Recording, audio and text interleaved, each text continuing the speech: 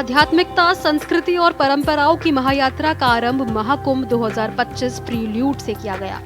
उत्तर प्रदेश पर्यटन विभाग ने विश्व के सबसे बड़े आध्यात्मिक मेले महाकुंभ 2025 के प्रील्यूड का भव्य आयोजन नई दिल्ली के होटल अशोक में किया। इस खास कार्यक्रम में केंद्रीय पर्यटन एवं संस्कृति मंत्री गजेंद्र सिंह शेखावत और उत्तर प्रदेश के पर्यटन एवं संस्कृति मंत्री जयवीर सिंह मुख्य अतिथि के रूप में मौजूद रहे। ये आयोजन के जरिए महाकुंभ 2025 के दिव्य और भव्य स्वरूप की झलक दिखाने का प्रयास किया गया। ये आयोजन न केवल धार्मिक बल्कि पर्यटन के दृष्टिकोण से भी ऐतिहासिक बनने जा रहा है।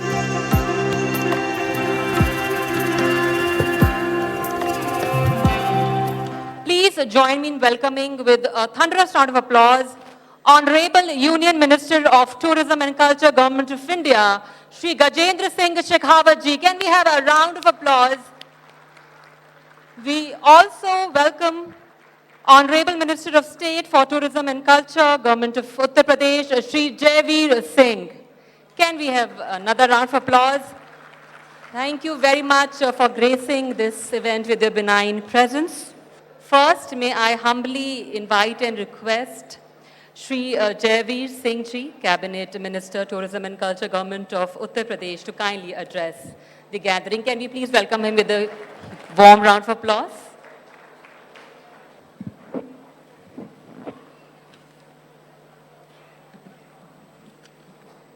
कार्यक्रम के इस पुनीत अवसर पर मंचासीन इस कार्यक्रम के चीफ गेस्ट भारत सरकार के पर्यटन संस्कृति के वरिष्ठ कैबिनेट मिनिस्टर, बहुत बहुत सम्मानित आदरणीय श्री गजेंद्र सिंह शेखावत जी, भारत सरकार के टूरिज्म और कल्चर मिनिस्ट्री के उपस्थित सम्मानित सभी अधिकारीगण, यूपी टूरिज्म के उपस्थित अधिकारीगण और विशेष रूप से यहाँ विभिन्न देशों के पधारे हुए बहुत बहुत सम्मानित सभी राजनयिक, उच्चायुक्त, राजदूत, महानुभाव, यहाँ पधारे हुए सभी टूर ट्रेवल्स ऑपरेटर्स, पर्यटन और संस्कृति से जुड़े हुए विभिन्न संगठनों के पदाधिकारीगण, सनातन संस्कृति के विद्वज्जन, मीडिया के बहुत बहुत सम्मानित सभी साथियों, आज हम लोग यहाँ ऐसे विषय पर चर्चा कर रहे हैं जो भारत की पुरातन सनातन संस्कृति का, आध्यात्म का, जो पुराने इतिहास इस बात का गवाह है कि भारत अपने ही इन साइंटिफिक और वैज्ञानिक और आध्यात्मिक कारणों से विश्व का गुरु रहा है और ऐसा महान संस्कृति वाला भारत राष्ट्र जिसने पूरी दुनिया को सदैव वसुदेव कुटुंबकम की भावना से पूरी दुनिया की मानवता को एक परिवार मानते हुए सबके भलाई की, पूरे विश्व के कल्याण की, सर्वे भवन्तु सुखिना सर्वे भवन्तु निरामया की भावना को पूरे विश्व पटल पर रखने का काम किया है। जिस भारत ने न सिर्फ विश्व कल्याण के लिए बल्कि विश्व की मानवता के लिए अमन, चैन, सुख, समृद्धि और भाईचारा के लिए, मानवता के और सृष्टि के न सिर्फ लोग मनुष्यों के लिए बल्कि जीव जंतुओं के लिए भी अपनी संवेदनाएं जिस संस्कृति ने व्यक्त की हैं, ऐसी संस्कृति का विश्व का सबसे बड़ा साइंटिफिक आध्यात्मिक आयोजन, जब ग्रह नक्षत्र हमारे माना जाता है सूर्य, चंद्रमा और बृहस्पति 12 साल के बाद एक साथ आते हैं, उस समय का सबसे बड़ा आयोजन महाकुंभ के रूप में ऐसी पवित्र धरती पर जहाँ मोक्षदायिनी माँ गंगा, माँ सरस्वती, जो न सिर्फ जीवन को कल्याणकारी मोक्ष देने का काम करती है, जो हमारे देश को हरा भरा करके पूरे देश को भी नया जीवन देने का काम करती है, ऐसे गंगा, यमुना, सरस्वती के संगम तट पर 12 वर्ष के बाद आयोजित होने वाले इस महाकुंभ के अवसर पर आज हम आपके बीच में बैठे हैं।